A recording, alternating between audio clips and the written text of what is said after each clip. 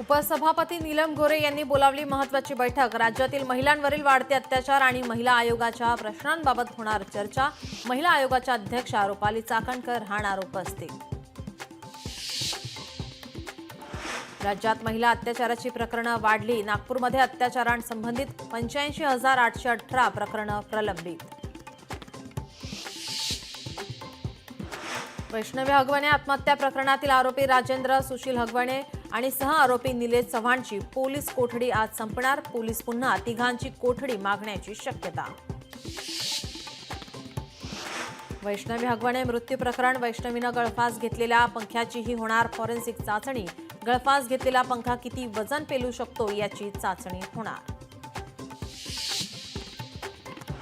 महाविकास आघाडीचे शिष्टमंडळ घेणार राज्यपालांची भेट। महिला सुरक्षा आणि महिलांवरील अत्याचार प्रकरणी मविया आक्रमक।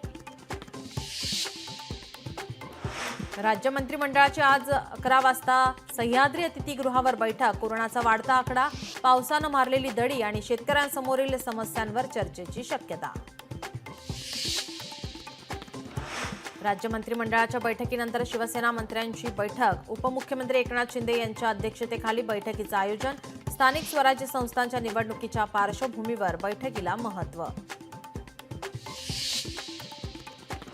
महाराष्ट्रात मलेरिया, डेंग्यू, चिकुनगुनियाचा संकट गडद। मुंबई, नागपूर, ठाण्यात पाणी साचल्यानं साथीच्या आजारांचा मोठा फटका बसण्याची शक्यता। आरोग्य तज्ज्ञांची माहिती।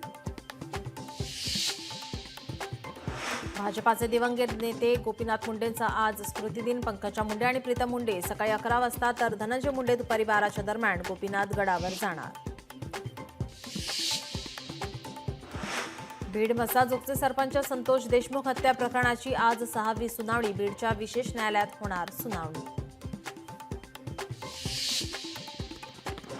IPL 2025चा चषक कोण उंचावणार? पंजाब किंग्स की रॉयल चॅलेंजर्स बंगळुरू? आज IPLची फायनल।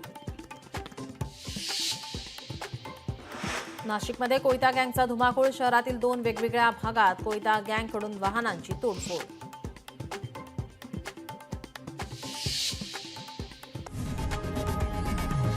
लोकशाही मराठी ऐका, पहा, जागरूक रहा।